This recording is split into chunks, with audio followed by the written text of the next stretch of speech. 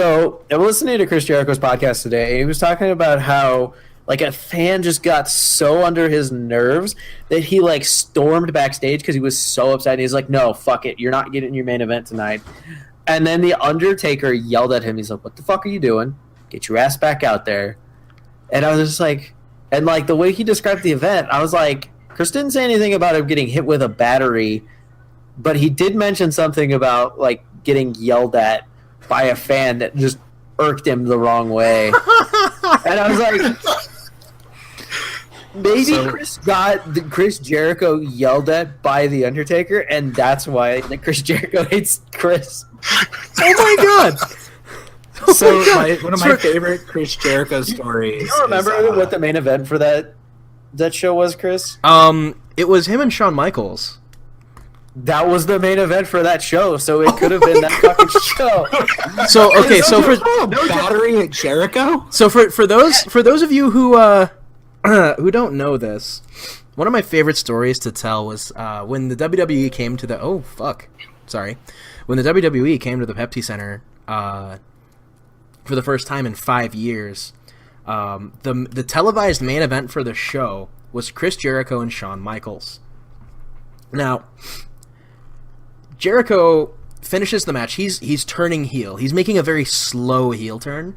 He goes to hit Shawn Michaels with the chair, right? He goes to hit Shawn Michaels with the chair. And he stops. He sets the chair down. He keeps walking. And he starts walking towards the back, right? He starts walking towards the back. Well, me, this is I think this is 18-year-old Chris, 18 or 19-year-old Chris. And I'm sitting up in section 222, which is pretty high up. The crowd is booing Chris Jericho at this point. He's walking out. They're booing him. I yell at the top of my lungs, "Pussy!" Just at the top of my... He stops. He just fucking stops.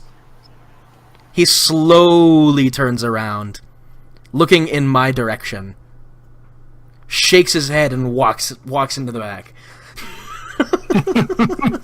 Yeah, like, and it's crazy because he was talking to Baron Corbin about like the Undertaker was a big part of like what helped Baron Corbin kind of develop his character, and he got yelled at by the Undertaker for doing something stupid, and Chris Jericho's like, yeah, so I have this story, and essentially like told pretty much that entire story that Chris told, minus the whole like fan yelling at it, because he's like, like they were going into me and I was really annoyed, and like somebody threw something at me. He thought it was a battery and he got hit with it, so he's just like, fuck it, I'm going, like, you guys aren't getting your main event. I'll take the backlash from Vince at this point.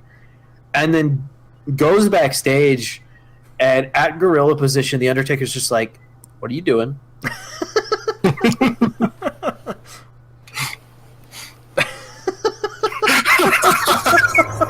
Oh my god. I can't believe it.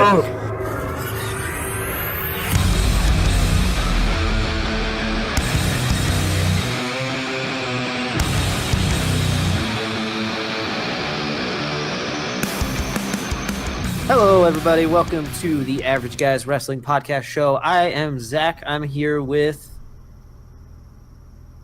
All right. That's where you guys are supposed to cut it. God damn it. I intentionally was going with the awkward silence. Yeah, me too.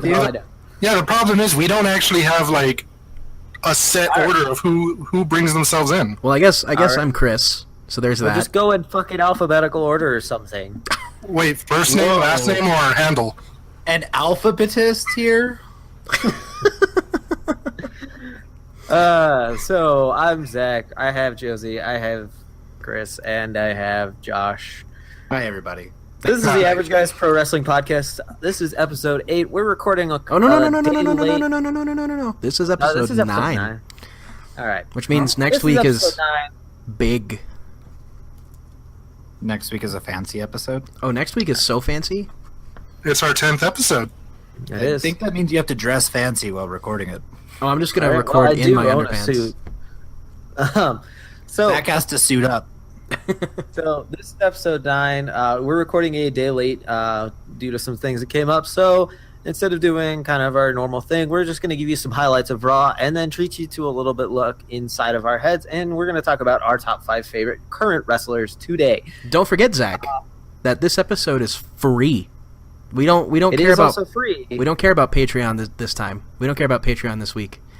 This is for you. All I mean, we for you. still like Patreon. Because we like money, I mean, I like money. Money buys me beer, so yeah. right? I mean, I don't care about money anymore. If you guys give us money, we won't have the Ball family on. Let's talk about that for a second. Please no. That's a family. Yeah, it was. But here's the thing, like, here's my question. Did they bring on the Ball family so that they can promote money in the balls? Yes. Probably. No, But it's great balls of instead, balls. They got a dad and his brother costing somebody millions of NBA dollars. Oh, Not yeah. to mention, Yeah. not to mention, They've I not think it was negotiated the that contract. yeah. Not to mention, I think it was the son or the brother that pulled a Booker T moment, saying "fuck that N word up." Oh no, Can we talk about how this is the third time that this has happened to Booker T? Yeah, like It Booker had nothing T, to do with this one. yeah, like the first one was It was somebody Booker. So yeah, Booker said it the first time. The second time Vince McMahon says it's a John Cena with Booker T standing right there, and then this one out of left field while Booker T's on commentator. Yep. The funny part about it is the first one that he did, Big E referenced that this week. Oh yeah, they like completely cut him off. He was about to drop that word, and then he's like, "Oh, no, we're gonna No, you do just did- shows." He's, I'm gonna get you, sucker. Cause we come in for that gold. But I'm gonna guess you sucker is a movie though.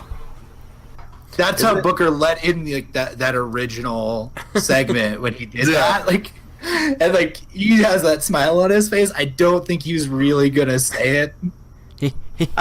It would be really funny though if they went like he was gonna say it, but then they cut him off, and then you have that same thing that happened with Shane McMahon, and Chris Jericho and The Rock, like Where 20 he slips through. yeah, where he says something and he basically calls like Stephanie McMahon, or no, he calls Shane McMahon a silver spoon motherfucker. But like Shane was supposed to cut in before he said fucker, and Oh, like no, Stephanie. oh yeah, Stephanie. Silver spoon, Yeah, somebody- motherfucker. Yeah, just like almost cuts in, and it just misses it by a cue, so that just slips out because The Rock just continues his sentence. I mean, The Rock's a professional. He's Let's gonna be fair. finish He the said line. motherfucker. No, Yeah, there was a G in there, but I mean, it doesn't matter for live It TV. still sounds close enough to where censors are not happy about it. Oh, No, not at all. So here's here's watched the clip on Hulu, and they have since edited out LaMelo, I believe is the kid's name. sure. yeah. Yep. Yeah, LaMelo's accidental N-word, even though he said it twice. Yeah. So here's the real question though: is that the worst segment of the year, or is it still This Is Your Life, Bailey?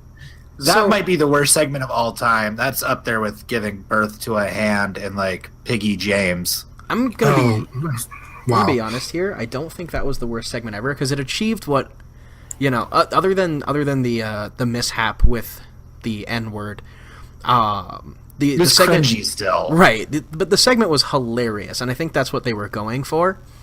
Like I couldn't stop laughing when Big Daddy Ball was still like trying to fight the Miz even while Dean Ambrose's music had just hit. I don't think he heard the music. I think he's legitimately deaf. I think they cut the segment short with how it was going. I mean, Well, yeah, Dean kind of was came out of left awkward. field. Yeah, it was like, oh shit, get Dean out there, get out there. He's like, get him out, get Dean out there, hit his music. the Well, and also also, thing is like Lamar legitimately looked uncomfortable. It looked like he just wanted to go out there and talk to the city of LA and kind of get some Right. goodwill before negotiating his contract. And like it just went I guess. haywire, and the Miz also looked like he was trying not to laugh through like half of this segment. He was having such a good time. One thing too is that the old man Ball. I don't know his actual name.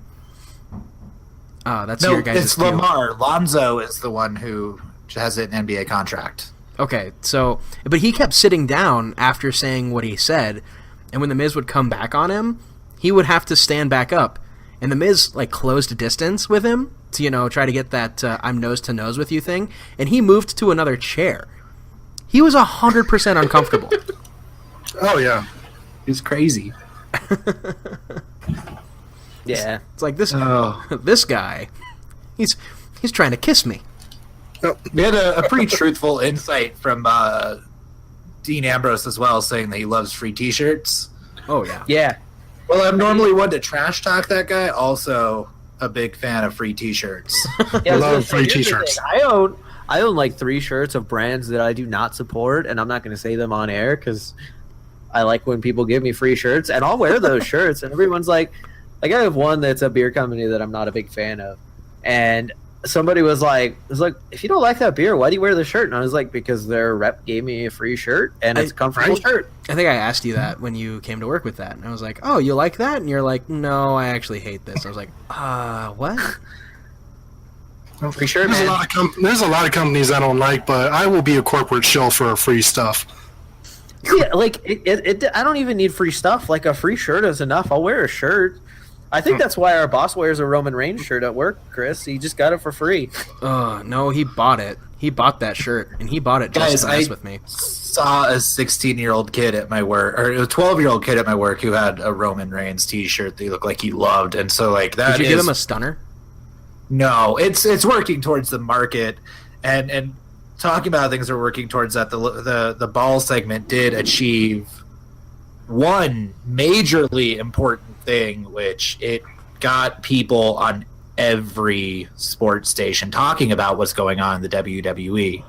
Oh yeah, I saw an ESPN article that was talking about how Lamar Ball was about to fight the Miz, and you go to the comment section and everyone's like, of course he's gonna do that. Like, he's not actually gonna fight him. Like it's No. all appearances. Every radio station or sports radio station in the country was talking about that the next day, even if it was just. And you got the entire NBA audience. But that night, you still had the NBA had their big award show, and so that's like the NBA getting John Cena to show up the night of the Slammies. That's Like, fair. You need LeVar there to cause a ruckus at their award show, like he was supposed to be. Yeah. But So another big thing that happened on Raw was the gauntlet match to determine the number 1 contender for Alexa Bliss's title at Great Balls of Fire. I didn't actually get to watch this match. Because of the things that came up, I didn't have the ability to watch Raw or SmackDown, so a lot of it I caught off highlights. Josie, I know you watch Raw every week. You want to go over this one? Which one are you talking about? The gauntlet match? Yeah. Yeah. I know Bailey was eliminated wow. first. Yeah, Bailey was eliminated first, and then like Nia Jax just steamrolled through everyone, and for some reason, like Banks was the scrappy underdog that just refused to give up in this match, and she threw in a really random Banks statement, like it was really awkwardly placed, and Jax just gave up from it. Yeah, I saw that because that was part of the highlights that I watched. It did seem like it was kind of out of nowhere. It looked like she was like going for like a sleeper on her back, and then when she went to the ground, she went on the ropes, hit her with a like a knee strike, and then hit the bank statement on her. Yeah, it was really weird. And that's all I got to say. Was just it was a weird match that just made very little sense. Like they built up Nia the entire match to be the unstoppable juggernaut, and then she just, I'm done. Tap. Well, I mean that was a lot of what her matches were in NXT with what's his name, Bailey. Like every time she had a match against Bailey in NXT, she would dominate the match, and then Bailey would like catch her out of nowhere with like a sleeper or something, and then That is how she won their takeover match. yeah. Yeah. The John The Cena holdover effect. to get over to Asuka to drop that belt. Mm-hmm. Oh yeah, let's talk about that for a second. So how long do you think that undefeated streak is gonna go? Well, Any day you want now. spoilers for tonight, Chris, because I did already catch NXT. Uh huh. Did it happen? What? No, it didn't. But No. I see it and going. that's they're part of the making it to spoilers. Brooklyn. Is Wait. What? Nope. Sorry.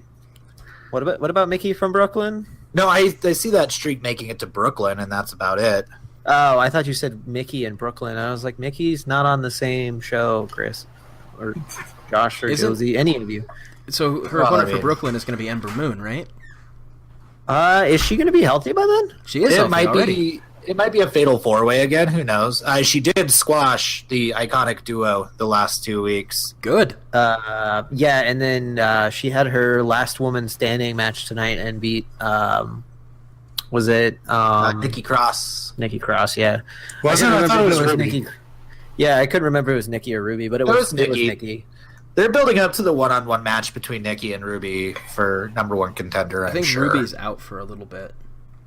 Is she? Yeah, Ruby busted open her head something fierce at one of the NXT big live shows. Live shows.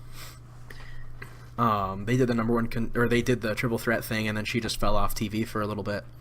She's been off TV for like 2 weeks. Yeah.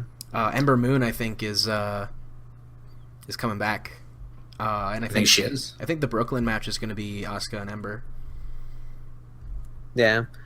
So it looks like we're gonna have Sasha Banks versus Alexa Bliss at Great Balls of Fire. Balls of I Balls? think it could be a really good match. Like Sasha was definitely the lesser part of the Sasha Charlotte feud, but like Sasha puts in a lot of work. She does. And like as much as like negative things I say about her while we're watching her wrestle, she's still very talented, and I think that she's going to put on a really good match with Alexa. It's going to be interesting to see her wrestle someone roughly her same size, because a lot of what we've seen is her wrestle Charlotte, who is bigger than she is. We've also seen a lot of that with Alexa as well. I mean, most of the girls are a lot taller than her. Oh, she's Yeah. tiny. Well, yeah, I think Alexa is actually the shortest one out of all the women. Like, even Bailey, who is tiny, still has like a good 4 inches on her. Yeah, Bailey's like Yeah. 5'6", I think. She's like Rey Mysterio height. Yeah, she's only a couple inches shorter than me, but like Alexa is as tall as my mom, which throws me off because when I think my mom, I think like super tiny. But then like I've seen Alexa Bliss in person because I've been to live shows, and like she really is like as short as my mom, and that just throws me off that someone that short is, currently our women's champion and Right. my favorite. Because she's a great heel. Especially Oh, yeah. when you have someone like Nia Jax who's almost as tall as me, and that throws me off. Yeah. But yeah, Alexa's heel work is just fantastic, and it's a lot of her like mic work. Her mic work is top notch. Yeah, I'll give her that. Pretty fantastic. It really is. So you guys want to talk about the actual hard to watch segment of Raw that has had me drinking all day? Why does Raw have to, fuck with me last week and then try to like make amends and be like, and then I come back this week and I'm just like, oh, they're gonna undo the Enzo and Cass and like have the most genuine hug, great promo by Enzo, and then just fucking tear my heart out again. Guys, I shed Oh my god, it was great. I loved it. I loved every moment of it. I did too, but I shed one Enzo-like tear when he clotheslined him again. Oh. Not Yeah, like like, this. Oh my god, it was like that was a very heartfelt speech, and I feel like a lot of that was real from Enzo. Like Enzo knows, like he doesn't want that tag team to break up. I'm 100% certain of that. Just think about how excited people will be when they finally come back together. Yeah. Yeah, it'll be like a DX reunion almost. Like, they are going to come back together one day. Oh yeah. It's going to be a couple years, though. I mean, like I said last week, I do think it's time for Enzo to get a solo run, see what Enzo can do, or not Enzo, Cass can do on his solo run. But, only time will tell what it looks like. I mean, we're going to have to change the name of the show to 206 Live. Yeah, so that Enzo can get there. Or Enzo can lose that 1 pound. He could probably just, cut his hair off and then be at weight. Enzo, the next cruiserweight champion. Yeah. Oh, wow. My That'd be name interesting. is Enzo Amore, and I am a certified G and a bona fide stud and the cruiserweight champion. You can't teach Can't that. teach that. Bada boom, realest champ in the room. How you doing? Oh, God. I would pay money to see an Enzo Amore cruiserweight champion run. That would be awesome. It would be so fun. It would be good. You just got to get it off the Goblin King first. Oh, You that's would take easy. that off him with Zoe, doing some bullshit. Like, Zoe and Cass are faking this whole thing just so Zoe can get into 205 Live, get a match with Neville, and then Cass comes in and just fucks it all up. Yep. And Cass, literally covers Neville with Enzo and just holds him there. Zoe's That'd be like, interesting. Cass. Hey, Cass. It's a long con, buddy. You're going to get that gold. You're going to get that U.S. title. I'm going to get the Cruiserweight title. It's way better than them tag team titles. Oh, no. Wait, let's stop you right there. Cass is easily Universal Champion material. They're wasn't not going to he? give it to him right away. He's going to have to make a pit stop. They're Yeah. not going to give him the IC title because that's firmly stuck to the Miz. The Miz did make that belt great again. I mean, it's really did. great now. The As Miz- bad Miz has as done the some LeVar fantastic Ball things. segment was, the promo the Miz cut on LeVar Ball Oh yeah. about how many championships have you won? Oh.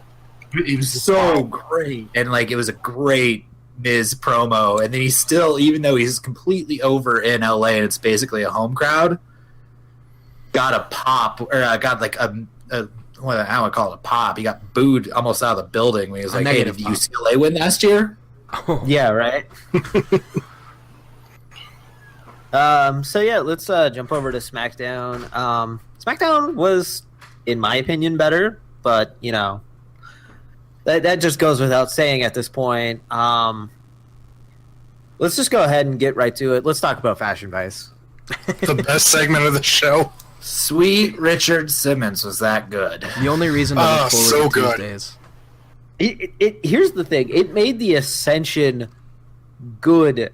That's how good that segment was. That's the first time I've seen personality out of those guys. Right? All Every three line lines they they got were delivered. funny. Yeah, every line they delivered was top notch, and even Yeah. just the silent non lines were just fantastic too. The Where two they funniest nod things and they reach did for was the when they tickets. caught eating the cheese, and then you saw him slide the Eddie Money tickets back to him. They're gonna go see Eddie Money. Oh, you know. No, I really they only enjoyed the- listen to thrash death metal. Yeah, that was thrash metal. my favorite part of it, where he just stops and he's like, no, we only listen to hardcore thrash death metal. Whatever. I saw them grab those Eddie Money tickets. Yeah. Josh, And while just I'm watching it before the show starts, is keep your eyes on those tickets, and then the camera just zooms in on the tickets. I'm keep my eye on the tickets. Another huh?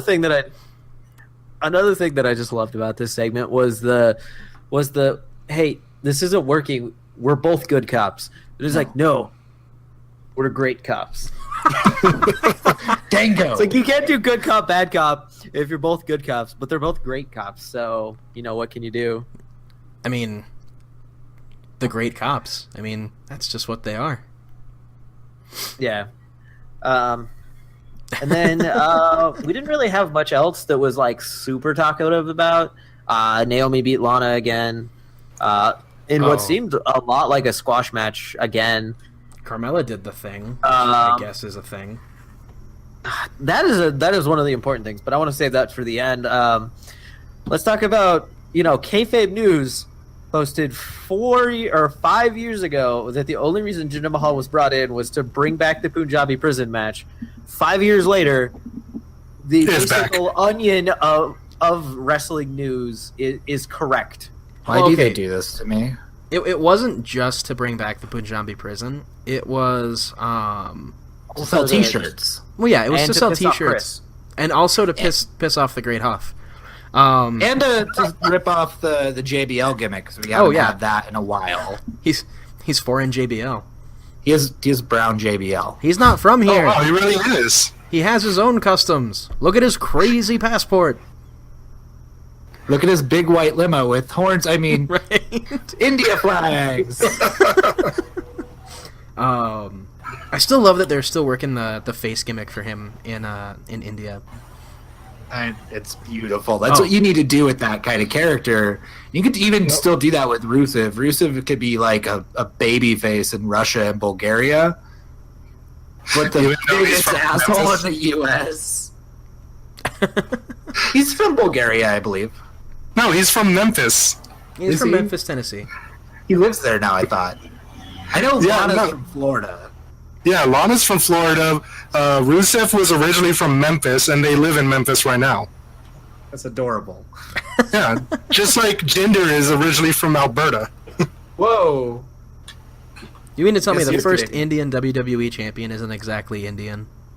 Oh, he's Canadian. Oh my god. Next, makes you'll so be much telling more me sense. that Chris Jericho is not really from Canada. He's from New York. He is from New York.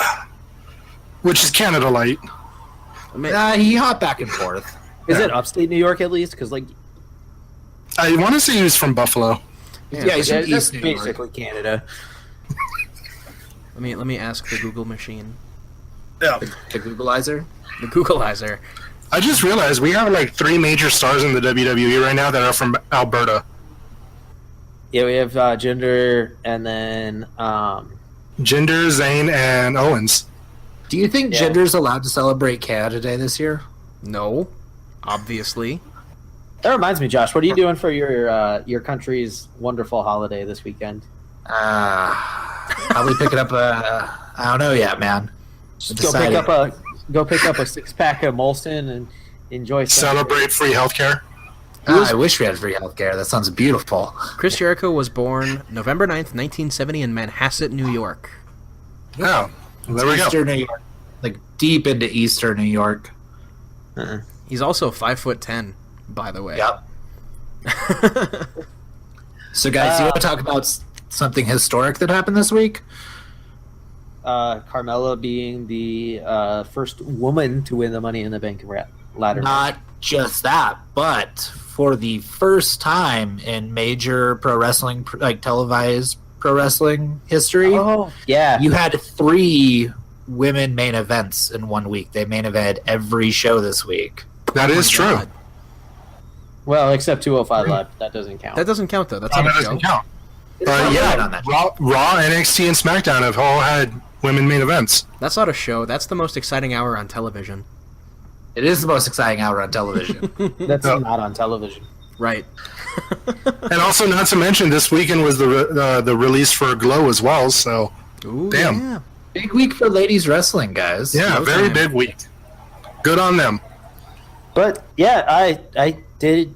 I ended up catching half of the Money in the Bank. I got back from the thing that I needed to do just in time to catch the end of it. I was able to watch it. It was pretty good. The basically the final spot ended up being Carmella is sitting in the ring on her butt crying about something. James then goes manages to sneak back in despite being kicked out of the building by Daniel Bryan. Attempts to go up there and grab the briefcase again. Becky then comes in, knocks James off the ladder to where he lands square in the testicles on the rope. To which Daniel Bryan said, "The hog has been destroyed." Just saying. Yeah, and then Oh man. and then We all Becky know where goes- this leads, right? We've been talking about it for weeks, Josh. Yes, we know where it leads. Oh, dude. She's gonna rip his arm off. So Becky then climbs up the ladder to go get the briefcase, is pushed off by Carmella, and then Carmella gets the Money in the Bank contract herself. And let's just say this. I screen capped a picture of this because I was watching it on my phone through streaming app. which is 100% legal. It's through my cable company. And like I screen capped this just to send a picture to Chris to torment him because I know how much he loves Carmella being Money in the Bank. And then I go to check the WWE Twitter like 10 minutes later, and they have the exact same picture, sans the USA logo. I'm like, No, their picture is like one frame later than yours. Come on. it's still just like right at the same spot. This was correct booking, though. I mean, you do. Carmella is going to be fantastic with that briefcase. It's always been a heel item to have. Yeah, and you can't let that outfit go to waste. It's like +2 charisma for heels only. It is plus. Let's be honest. It's +3 charisma for heels. If you're a baby face and you still get a +1. Yeah. Yeah. So I know a lot of people were upset about this because they're like, well, if you're just going to have the same outcome, why even Why do redo it? the match? Well, because now it seems credible. Yeah, and plus the fans got that. They got that whole crap. I can't even think of the word. That satisfaction of seeing Becky push Ellsworth off the ladder, which everyone was hoping for last week at the pay-per-view. I also think that like there was an immediate backlash over the finish of that match from Money in the Bank, and they just decided, hey, immediate backlash, we have to fix this problem. Yeah. Just ridiculous. I just wish they did a couple of things a little bit differently with that, and it would have made it a little more satisfying. Yeah. Like showing Ellsworth actually sneaking back into the building would have been a lot. Like showing him get kicked out of the building and then showing sneaking back into the building would have been great. I don't like the whole sneaking back into the building. I get where you're coming from, but it kind of it adds to the suspension of disbelief that like he's back without having to show it. Like if I don't know how he got back into the building, it makes the fact that he snuck back in more credible. I don't want Jinder Mahal pulling a Metal Gear Solid mission coming back into the building. Oh please, can I have that? No, actually that would have been kind of great. Like Ellsworth sneaking back into the building via Jinder Mahal's limo trunk or something. There are ways you can do it that would make it great, but yeah, he just pops up like a little chinless goblin and like runs in. I mean, like I said, there are ways you can do it that'll make it great. It's just it wouldn't be well received. Like Zach said, suspension of disbelief or kayfabe is a big deal in pro wrestling. No, I understand that, and this brings me up to my next point. If you're gonna have Carmella win it, like I think she's gonna be a fantastic heel with it. She's still not my favorite wrestler, but I think she'll be fine. Fantastic with it. If you're gonna have her win it, don't have her be the most boring wrestler in that match. She did absolutely nothing except for a spot off the ladder. That was it. I mean, the rest of the match relied on pretty much like Charlotte and Becky driving the entire thing. Well, that was Baron Corbin though, at the Money in the Bank pay-per-view for the men's Money in the Bank. Like the only real thing that he actually did was take Shinsuke out of the match for, I want to say, the better part of 25 minutes. Yeah. Yeah. All the spots in that one were Styles and Owens. One thing that I did enjoy a lot about the redo match for the women's Money in the Bank, though, was Natalya hit a beautiful power bomb on Becky. Yeah, that one made me flinch. I saw that. I'm like, oh crap, she killed Becky. Becky flinched. Well, and then the best part about it, Becky pulled her legs forward a little bit more just to add to it as she was going down. That just made it look even more like she just got drilled into the mat. Yeah, buckled into it. Yeah. The other spot that I really enjoyed is when Tamina and Charlotte were trying to move the ladder, and Becky scrambles her way up, and they're holding up the ladder, and she's trying to clamber up and get the briefcase. That was a really fun spot. Some same thing for Charlotte when she like took the other ladder and like climbed up that ladder to get on the main ladder. Also another fun spot. I mean, lots of good spots, but I think once again Carmella was the one lacking in the match. Yeah. So yeah, definitely I thought SmackDown was the better show this week. That's purely based off highlights. Like I said, all of what I caught was highlights. I know, Josie, you watched a lot of both of them. What's your opinion on that? Honestly, it's a tie for me, simply because like the Braun attacking Roman Reigns at the beginning of Raw, the Enzo and Cass spot in Raw, and then even the Money in the Bank makes up, or the women's Money in the Bank for SmackDown makes up the rest of it. So for me this week, it was a tie. Like I can't choose which one I enjoyed more. They were both good. Mm-hmm. All right, so like I said, we're going to do something a little bit different this week. We're going to go ahead and tell you who our top 5 favorite wrestlers are currently in the business today. But before we do that, we're going to do a little bit of ad plugging. Chris, you want to do the honors this week? No, you do actually a really good job, so I'm going to leave it to you this time again. All right, so if you enjoy the show, we would very much appreciate a like on Facebook. You can find our Facebook at facebook.com/AverageGuysPro. If you feel so inclined to aid the show out a little bit more, we also have a Patreon at patreon.com/AverageGuys, where for just $1 a month, you get early access to the show, as well as access to additional features, such as our viewer voicemail. You also then can go up the tiers as much as you want with a detailed list of what you get for each tier. On top of that, we now have a YouTube channel where we have been uploading all of our new episodes until we get onto your local podcast streaming services. You can find us on our Facebook. It's much easier to go there, mainly because when you search for our YouTube channel, it comes up with a lot of stuff that won't actually take you to us. And one more thing, you can follow us all on Twitter. My Twitter is at ZachBank, that is BENCK. You can find Chris at The Great Half. You can find Josie at Extra One Up. And now you can find Josh at Johnny F.N. Awesome. That is FN as in Foxtrot Nancy Awesome. Just say it for what it is. It's fucking. FN as in fucking. Really? Nancy? I said M as in Mancy. You know what? No. You know what? Foxtrot, Nebraska. There. Easy. It's November. I know my damn phonetic alphabet, and I know you know your phonetic alphabet because you were in the Army. Yeah, I know it's November, but I just like saying Nebraska. That's fair. So yeah, let's go ahead and get started with our top 5. You can find Chris and I's list on our Facebook page right now. I just posted Chris's like maybe 30 minutes ago, so you'll get it before the episode finishes recording.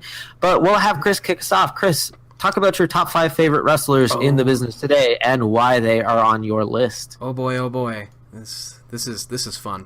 So, I'm gonna start with, because I didn't have an actual order for mine until recently. So I'm gonna go ahead and hey Zach, Josh needs a link to get back in the chat. You should give that to him. I sent it to the chat. No, he needs it in the Twitch chat. Oh.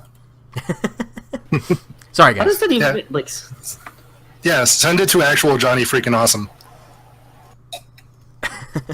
Anywho,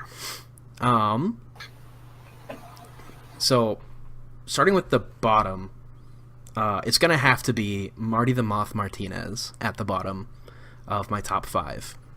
Reason being, I actually worked a show here in Denver. I was just the camera crew. Don't get excited, everybody. I wasn't a wrestler. That he was working. He actually worked with Primo's Pro Wrestling here in Colorado, and he was a member of the Cult Awaits You. And just like meeting him and the amount of personality just oozes from him, even when he's not on the microphone, is just insane. Like he is a character, and I love that about him. Also, watching his Lucha Underground stuff from season 1 made me instantly fall in love with the character. Yeah, because doesn't he come out as like a fan? Yeah, Like he was a fan and just got like shows up one day. yeah, he's a fan, shows up one day, goes try to beat some people up. In fact, in the vignette, the backstage video that they show of him when he makes his unofficial debut, quote unquote, he's out back with Dario Cueto, the promoter character. He's like, "Hey, I want to fight for you. My name is Marty the Moth Martinez." And I was, like, when he said Moth, I just fucking lost it. I was like, "Oh my god!" Right. Anywho, number 4. This gentleman would be a little higher on my list if the company that was using him used him more properly. It's Dolph Ziggler. I love this guy. I love him a lot, and I know that it's not exactly fair to put him in the number 4 spot if his company's not promoting him correctly. But like, he can do so much better with that character. And they're just not letting him. And he sells like a boss. Actually, if you check out the Average Guys Pro Wrestling Podcast page, there's a video that I shared of just the name of the video is Pro Wrestlers Try to Murder Dolph Ziggler, and it's just the best thing ever. Like how he takes curb stomps is just killer. Nobody sells like Dolph. Nobody. Oh my God, Johnny Awesome's back. So let me ask you this, because I know it was brought up. Do you think if he went to Japan, he would do better? Okay, I'm gonna nip that theory, that thought right in the butt right now. Okay, Shinsuke Nakamura didn't hint that Dolph Ziggler was going to Japan. No, I completely agree with that. Yeah. He said he would do well in Japan. That's why I asked you. Oh no. I'm nipping that theory in the butt because of that. Because of like what he said, a whole bunch of other podcast channels and a whole bunch of other threads, and even R Squared Circle is like, oh yeah, Dolph Ziggler's totally going to Japan. Shinsuke Nakamura said it. No. Shinsuke Nakamura said that Dolph should go to Japan because Dolph can handle the kind of stiff wrestling style that most Japanese performers have. Mm-hmm. Because like, I don't know if you know this, but Dolph Ziggler loves getting kicked in the face. Oh yeah, he sells those Kinshasas like a goddamn, like he got hit like a goddamn bullet to the face.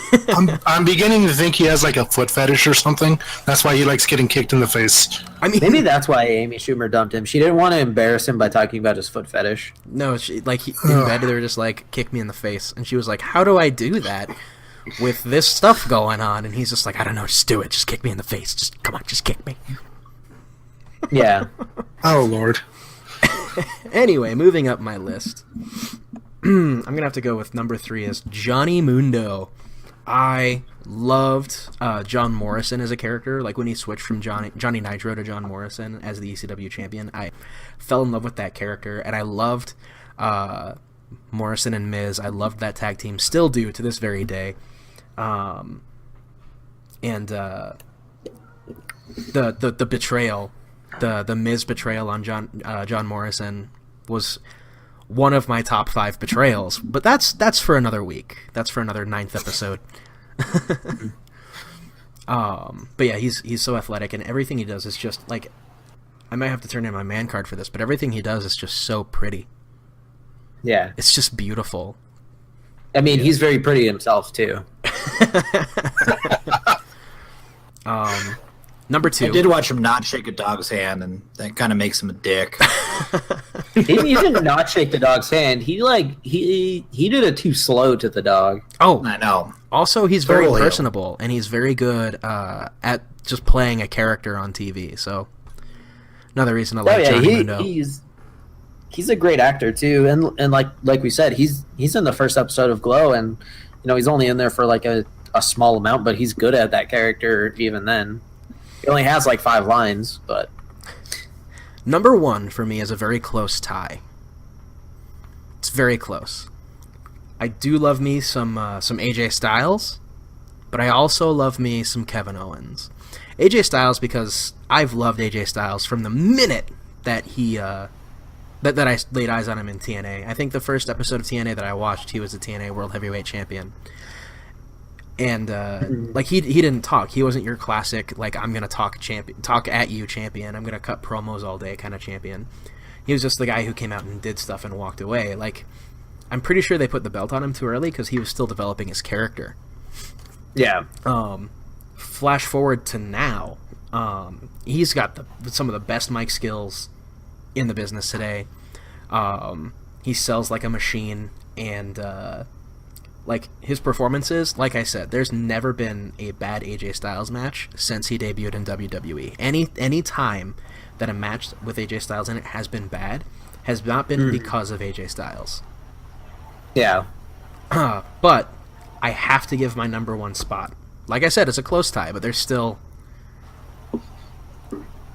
a number one. I have to give my number one spot to Kevin Owens, because Kevin Owens, like, even when I looked at his beginner stuff, Kevin Owens showed me that big guys can still wrestle, and like this is gonna sound really corny, but in a way, when I first saw Kevin Owens, he kind of inspired me to go and train to be a pro wrestler. Back when he was Kill Steen Kill. So this I was did watch before Murder Maria. Yeah, that was before that was like over 6 years ago. That was during his Ring of Honor tenure. He straight up murdered her. He did. But yeah, that's my top 5. I hope you liked it. No, it's a good top Yeah, five. it's a good top 5. Let's move on. So let's move into Josie. You want to Yes. let us know your top 5 and why? Yeah, top 5 current wrestlers. Number 5 is Braun Strowman at the moment. Ooh. Right? I really didn't get into him until he left the Wyatt family, and ever since he did, I've just been really enjoying this like unstoppable beast monster thing that they've been doing with him. It's been a lot of fun, especially since he beats up Roman Reigns every single week. I am truly enjoying that. He's not I mean, finished watching with him yet. javelin Roman Reigns was pretty wonderful this week. Yeah. Just seeing him pick up Roman Reigns and throw him into an ambulance was great. I loved it. It was great. Yeah, it definitely was. Number 4, he's actually been a new favorite of mine ever since Zach introduced him to me, and that's got to be Aleister Black in NXT. Oh, you know that good and evil will never be equal. You Yeah. guys, I showed Chris this today, but my current ringtone, I went on iTunes and bought this as a ringtone so that I could have it as a ringtone. My ringtone is actually just his theme song. It's a great theme song. Anyway, Yeah. It's so Didn't mean to good, interrupt you, and David. I'm really enjoying the character. Everything he just does is gold in my opinion. Like, I see him being main roster by SummerSlam. Oh, for sure. And I know that a lot of people are super hyped on him too. Nope. His finisher move, it's beautiful. Just like kicking someone down, picking him up with that same foot, and then just kicking him again in the head. It's great. I loved it. sorry, didn't mean to clear Yeah. my throat. Hey, no worries. And coming in number 3 is actually AJ Styles. Ooh, Yep, AJ Styles. He took some time to grow on me, but these last few months, he's just been phenomenal in everything he's done, to use his own tagline. Yeah.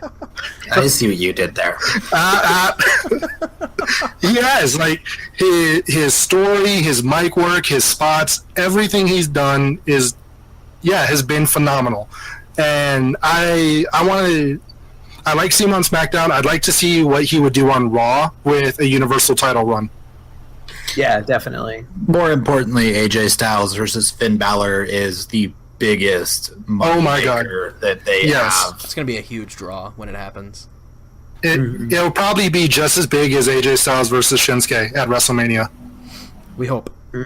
We hope. We can only hope. Because I'm hoping for a Shinsuke Styles U.S. title match at WrestleMania. Ooh, why not? Why not go big? Why not go for the world, man? It would be nice, but I don't know. For some reason I see them going at it for the U.S. title. For anyone who thinks that Shinsuke's career is too young to have a world title on him, career with WWE, I should say. Anyone who Yeah. says that his career is too young in WWE to have a title on him, just remember that AJ Styles won his first WWE championship in, I want to say, 7 months. Yeah, Is that correct? something like that. 6-7 months, I think. Because he won it. Shinsuke is a big enough star for you to put that title on him pretty early. Pretty quickly. But I don't know. That's just me. I just see them going at it for the U.S. title, and even if it's not for a title, even if it's just like, hey, we're gonna have them fight at WrestleMania, it's still gonna be awesome. Mm-hmm. All right. And all right, so number 2 is actually the only woman on this list, and I'm pretty sure you guys know who it is already. It's my girl Charlotte Flair. Of course. I mean, we Of saw this course, coming a mile away. Woo. You really did. Hey, I like it. She's the only one that I know that can use woo as an insult. I don't know, man. I just used mine as Ric an Flair insult. can. And she's also another one that took some time to grow on me. Like when I got back into wrestling and she was there, I really didn't enjoy her character a whole lot. I thought it was just a cheesy Flair ripoff, and then as time went on, well, it just happened. She just grew on me. And now Keep she's waiting for her to start elbow dropping her robes like her dad would. And getting fights at Cavaliers games. I just wanted to adopt the old man flop. The old man flop was the best that your dad does. oh man, it's gonna take some time to perfect that. Flair was a master of it. She could do it. I believe in her. Right. Charlotte's old man flop. Yep. Oh god. That sounded dirty. It really did. Oh my god. Do you think that's her signature so- move in bed? Just the old man flop? Okay, let's move on. I do got a couple of honorable mentions, just because they were super close. They were super close in the list, and that's go going to ahead. be Shinsuke Owens and Sasha Banks. Mm-hmm. Phenomenal characters, phenomenal workers. I'm loving everything they're doing, and they were just too close not to at least mention. Yeah. And coming in number 1 is my man Finn. I've enjoyed him ever since you guys showed him to me in NXT. Oh yeah. He's just he- really good. He's really good. I cannot wait to see him actually in a more, I don't know, higher up storyline, I guess, instead of this weird feud they have with Aleister Black. I mean, not Aleister Black, but what's his name? Elias Black? Sampson. Yeah. No, yeah. Alistair Black Finn Balor feud? Let's do it. Can Finn we Balor, Elias Sampson feud? No. No, but Finn in black? Oh my god. Fuck, I was wearing pants when I said that. What the hell? Vince, I know you're listening. You should be. Print it, It's kind of difficult to record with a boner, right? book it, Oh my god. put it on a That's, t-shirt. that's just actually my boner hitting the mic right there. I'm sorry. Ooh. Well, this is getting really inappropriate. I'm gonna cut Josie's mic. This show is definitely not PG. No. Definitely not PG. But yeah, those are my top 5. So Yeah. that's it for me. So I'll go ahead and go next. I'm going to start off with my honorable mentions, just because it's a little bit easier to start, in my opinion. Yeah, sure. So Zach, don't be I'm a gonna dick. go with. Yeah, I know. I'm kind of an asshole. I'm gonna be like, you guys are just too short to make my list. Whew. Nah, I'm kidding. So on my honorable mentions, I want to go with Zack Sabre Jr. Just probably the greatest in-ring technician that exists today. Like, if anybody says that they're a submission expert, it's definitely Zack Sabre Jr. Shinsuke is definitely up there as well. Ever since he debuted at TakeOver against Sami Zayn, I was instantly hooked. Sami Zayn as well is also going to make my honorable mentions. What? I know, right? Wow. It's bad for me to say that Sami has dropped that low, but I love him. But he's dropped to the honorable mentions at this point. He's a very close 6 at this point. But starting off on my 5, I'm gonna go with Pete Dunne. I'm not gonna lie. When I watched the UK tournament the first time, I was not really big on Pete Dunne. I like the whole attacking I was just like, whatever. And then I heard that Tyler Bate won after, the first week I was like, okay, so we're either going to have Trent Seven or Pete Dunne win this. And then I heard Tyler Bate won, and I was just like, all right, well, I need to go back and watch this. So then I went and watched it, and like Tyler Bate puts on a fantastic match, and part of that is because him and Pete Dunne are such good friends. But Pete Dunne is just a fantastic character.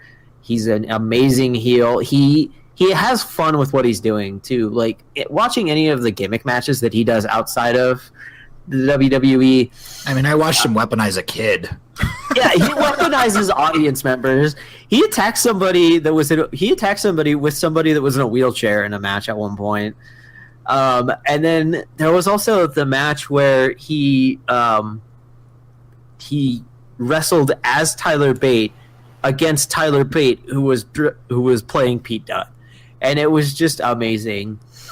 And putting the UK title on him is just a fantastic idea, and I hope he holds it forever. I don't even care. Let's just continue doing that. Yeah, He is the champ. Oh yeah, and he's got the face of it too. Like he's even down to just holding the belt in his mouth. It's just fantastic. You think that belt is sanitary? It's probably a little bit more sanitary than the first NXT title, but You mean the first NXT Women's Championship? yes, Women's Championship. Forever unclean. So number 4 on my list. If you would have asked me this a year ago, he wouldn't have even been on my radar.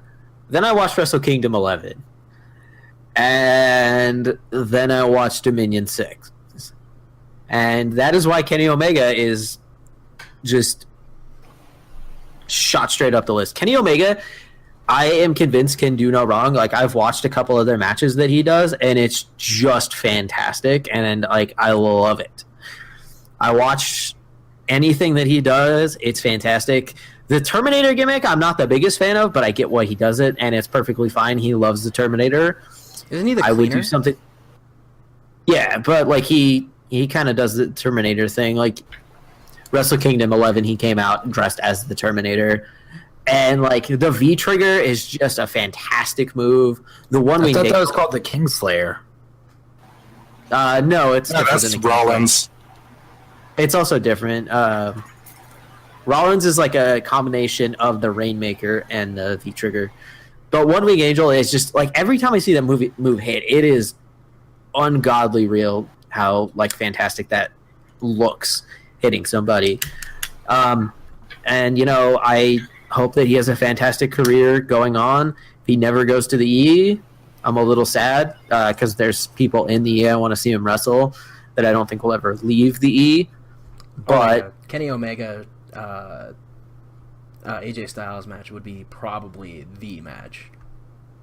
yeah, definitely. And I have a lot of respect for Okada too, but a lot of what sold those matches for me was Kenny Omega. Yeah. And like he got hit with so many Rainmakers at both of those matches and just kept kicking out. It's just, it's so amazing. It was just I so love it. good. So it was an inspiring Great, tale no? for you more than anything. Yeah, like he's the heel in this matchup, and I'm just 100% behind him because he still feels like the underdog. And then watching the Dominion match, you just see the visual change of him from the Wrestle Kingdom match. It's like it goes up, and it's just so good. I don't know. He's probably one of the best in-ring storytellers I've ever seen. Then number 3, the person that I turned Josie on to is going to be Aleister Black, a.k.a. Tommy End. Yep. I didn't watch too much of Tommy End before, but, I saw the vignettes and promos for him showing up to NXT, and I was like, oh, this is kind of cool. And then he, shows up with just the best theme music, Yeah. makes Definitely. it look amazing. Every part of his entrance, I was immediately hooked. I was just like, I don't even care if this guy's shit in the ring. I love him purely for the gimmick. And then he gets in the ring, and the ring work is fantastic. It is. This guy is 1000% a future WWE champion. I would even suffice to say, if he stays with the company long enough, a future Hall of Famer. I mean, his only barrier is the language thing right now, and who knows if he even needs to talk. He has a great... He doesn't. They can use him like as a perfect silent heel, and he'd be amazing. Thumbtacking Enzo on him. And he wouldn't even need that. He could just show up, lay somebody out, and leave. Yeah, he could show up, kick Finn Balor in the head, leave, and boom, you got an instant amazing feud right there. Yeah, and like or send him over to SmackDown and just beat up fucking Baron. Show him who the real metalhead is. Yeah. Baron Corbin wins most metal athlete next year. No one even cares about him because Aleister Black is better. Well, I mean, the Ascension are a little bit more metal as well. So I see this happening. Did I break lol with that one? No, that's sounds like. That's not. I don't know. Anyway, That was. Yeah. I don't know who that was. that was Casey. Oh, okay. Hi, Casey. Hi. Oh, he's got headphones in. Oh.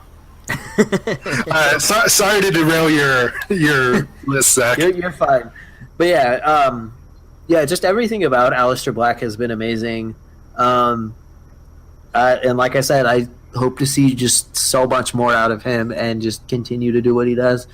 Because like I said, from that minute he stood up, I was hooked, and then in the ring, I was just 100% sold. If you ask me, maybe in a year, he might even be up to the number one spot. It's a difficult task to do, but if he continues doing what he does and he does it well, I think that it's a very real possibility. I would change my top 5 to have him at the top at a future point. Last week with Cassius Ohno was brilliant. I did forget about definitely. So number 2, he's been on everyone's list, I think, and that's Kevin Owens. Chris said, he wasn't on Josie Josie's like a list, heathen, but- didn't like Owens. He wasn't mentioned though. Yeah, Kevin Owens is just I watched Kevin Owens a lot in Ring of Honor. Ring of Honor was kind of my first exposure to wrestling outside of the E. Back when CM Punk was there. So I caught the beginning of Kevin Owens, and then I heard he was coming to the E with kind of add to Sami Zayn, who was El Generico, and then they kind of put just the immediate feud between the two of them, and they just work so well.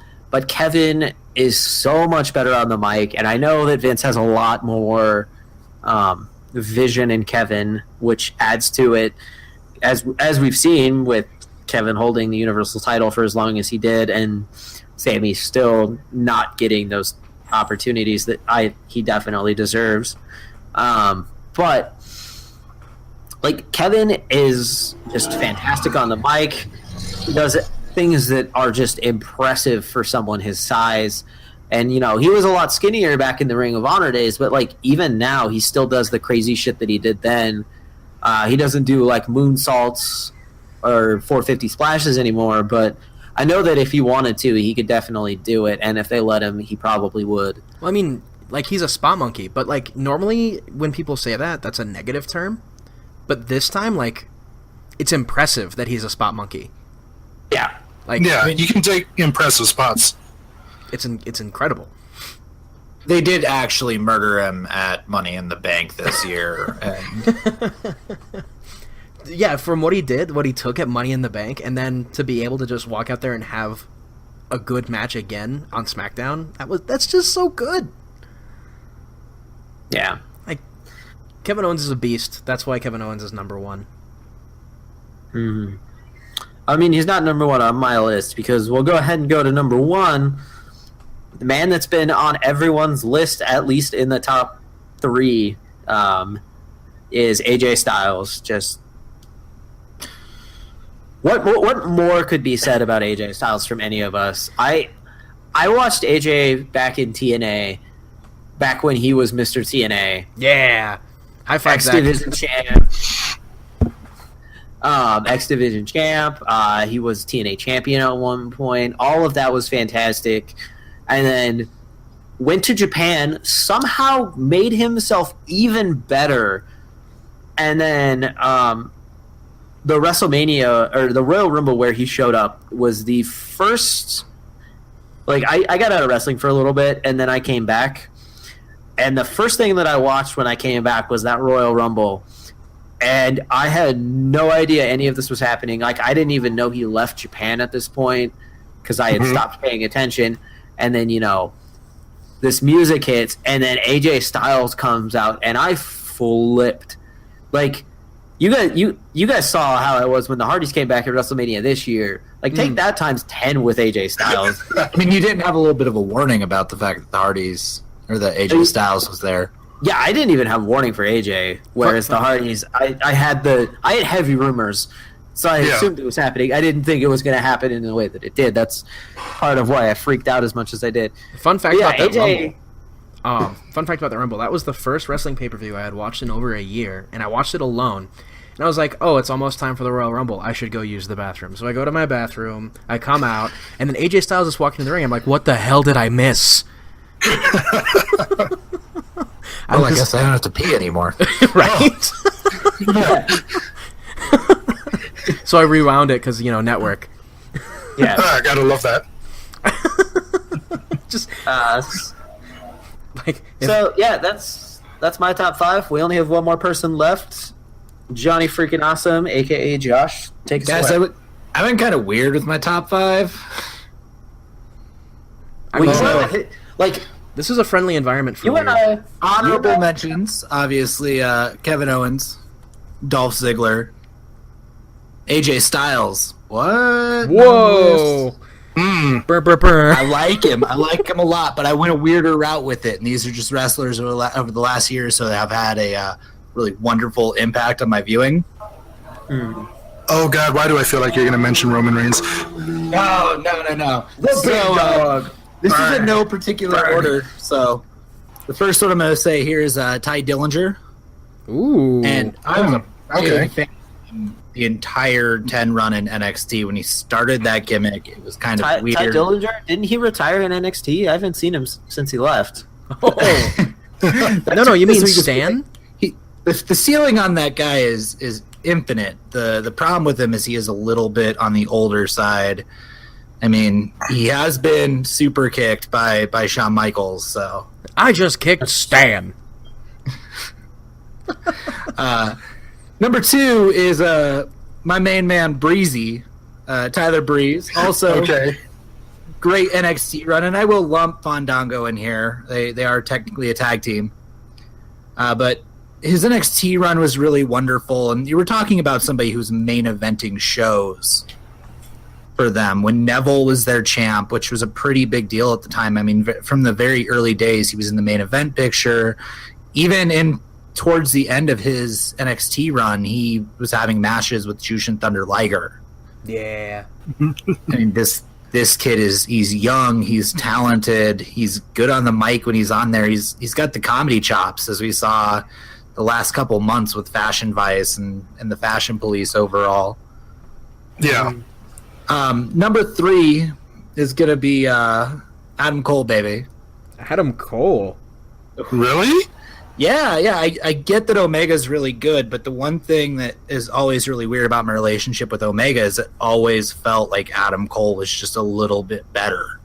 Adam Cole's great on the mic, and we're talking about somebody that when he signs with the E, he said he wants to go through NXT, but the second he shows up on that main roster, he is in that main event picture. He is a credible character to where if Adam Cole just out of nowhere showed up and within a month was your Universal Champion, not a lot of people out there are going to really question that.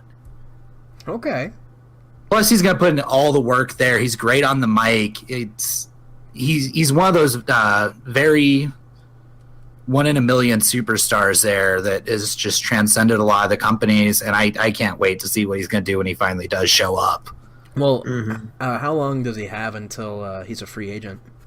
He's already a free agent, but what happens a lot of the time is to avoid tampering allegations, the E will wait like 6 to 8 months before they will officially talk to these people.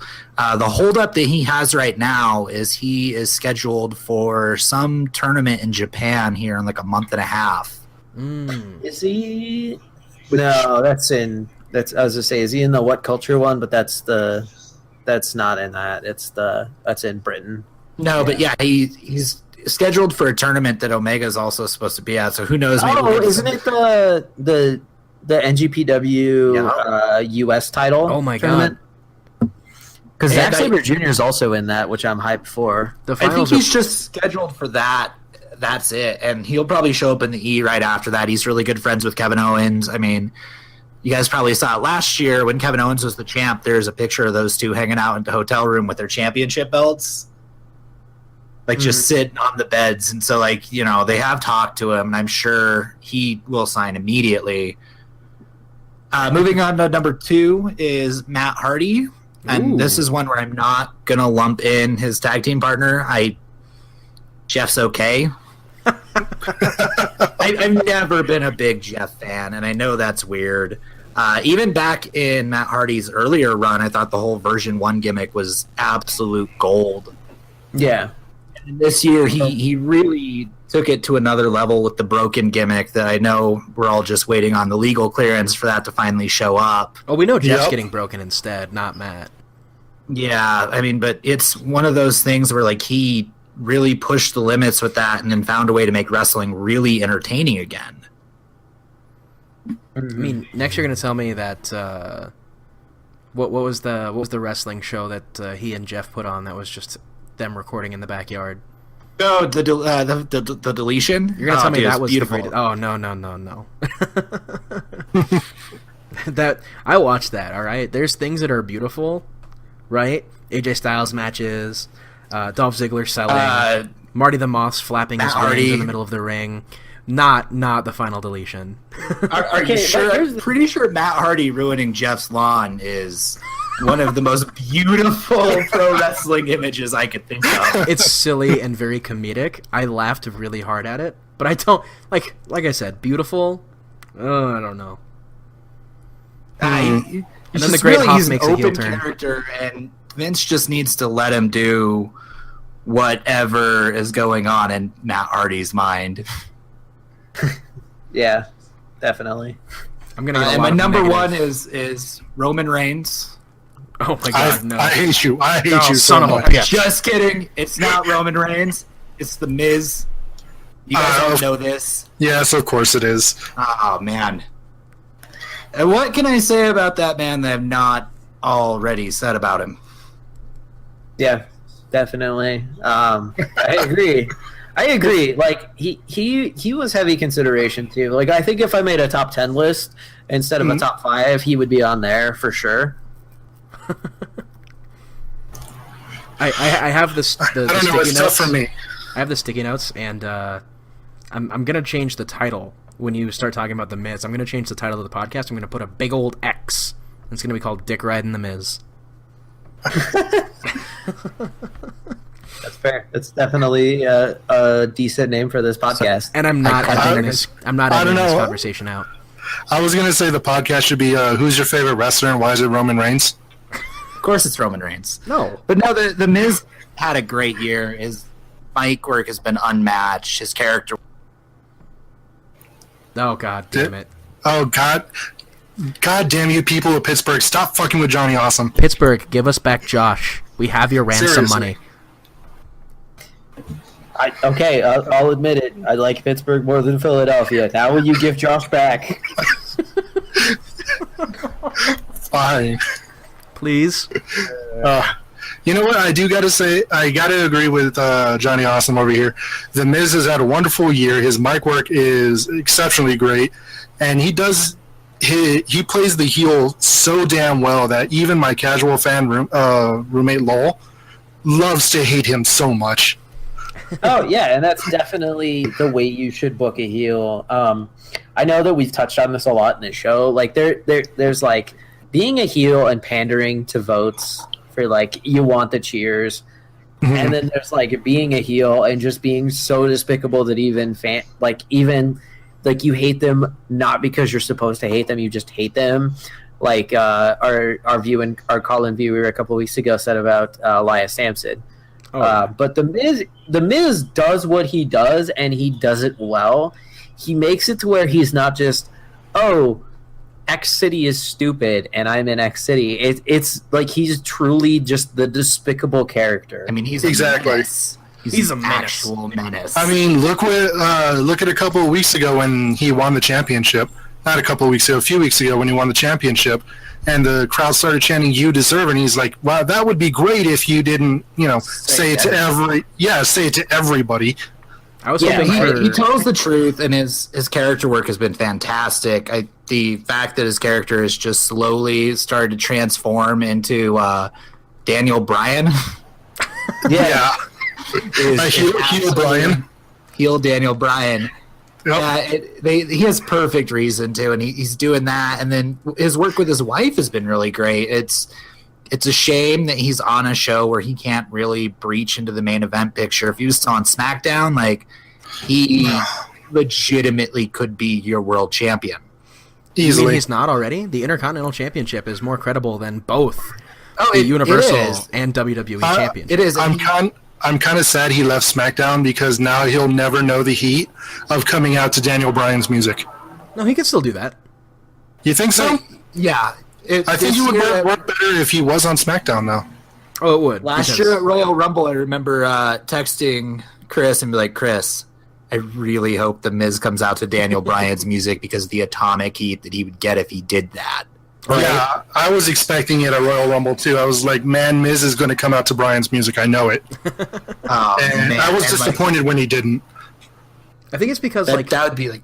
that was the theory, and it might have gotten. I'm leaked. pretty sure there's some worry of riots if he did that. Yeah. That might My be going God. too far. On If messing Bryan's with the music crowd. hit at Royal Rumble, it would have been the biggest pop of the year, and then the biggest heat of the year when Miz stepped out. I mean, he'd have to do it in Seattle. Was the Royal Rumble at Seattle? No, but you No. can do it anywhere and people would be upset about that one. No, Yeah. but you have to save He's- that for Seattle because Seattle Oh. will just lose their shit, and then the Miz will come out. It'll be the start to it, and then it'll go awesome. Like it's the orchestral start, and then right into awesome. Yeah, this year's Royal Rumble was at San Antonio. Oh God! Even Oh yeah, that's right. Because they were Oh, yeah. they were hyping up the fact that there was potential for an AJ Shawn Michaels at the Rumble. Yeah. Yes. because that But, was the the- original plan too. Was Shawn Michaels AJ? Was. And Shawn Michaels said, "I don't want to do it because it'll be one more match, then it'll be one more match, then it'll be one more match." And then, boom, I'm back in the roster. Yeah. So, kind of sad we didn't get to see it, but good on Michaels for, sticking to his guns on that. Well, Yes. yeah, because he's hurt. He is like not okay. Yeah. That's what happens after you just one of the retire. rockers. So, guys, the truly most impressive thing about The Miz, and this is a story that he's told, is that Wow. he's told is that he, at one point in time when he first came in, was viewed as this outsider because he had come from reality TV, and so everyone in the locker room hated his guts to the point where like no, get out of here, reality kid, and he had to dress in the hallway. Oh, so I can tell you the story that I. to like one of the biggest stars in the company and main eventing WrestleMania, and he has a future WrestleMania main event in him somewhere as well. Is a cool arc to see as a performer. Yeah. So you kind of reminded me, and it's a story that I don't know if everyone knows in this podcast, but I think it was shared by Johnny Mundo. Apparently, so when The Miz was kicked out of the locker room, he was kicked out by Chris Benoit. And then 4 months later, the Chris Benoit tragedy happened. And the rule is that if you're kicked out of the locker room, the person who kicked you out has to let you back in. That's kind of impossible at that point. Oh, wow. So I think Morrison was saying that like maybe like a year later, the Miz is still 100% following these traditions, changing outside, and the Undertaker comes out and is like, "What the hell are you still doing, changing out here, kid?" And then let him back in. So like he's got that respect backstage now.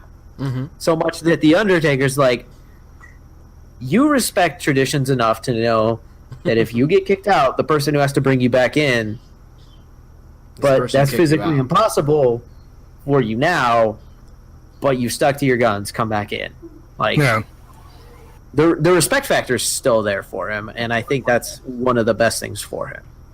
I mean, he's kind of earned it. And anytime you're watching any of the network programming where they're talking about stuff from the Attitude Era and stuff from, you know, throughout the entire 90s, The Miz is there talking about this is a kid who grew up watching what we know now as sports entertainment, and this is all he's ever wanted to do. Yeah. He's great at this. He'd be the biggest star in the 80s.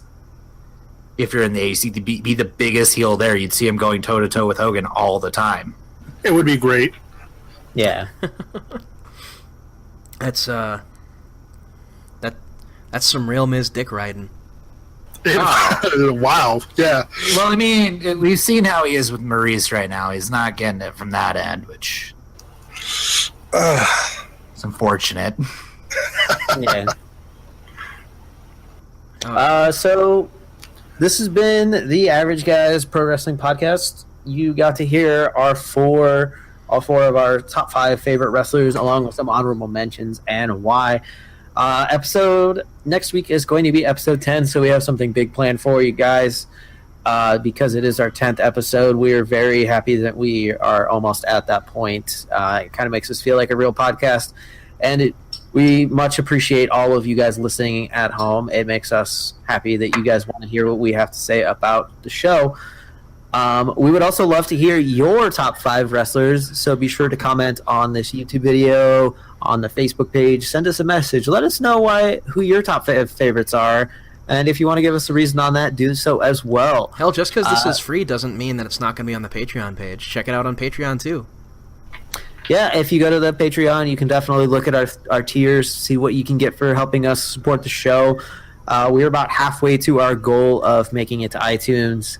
At a certain point, I think if we don't get there, we're just going to say fuck it and get on there ourselves.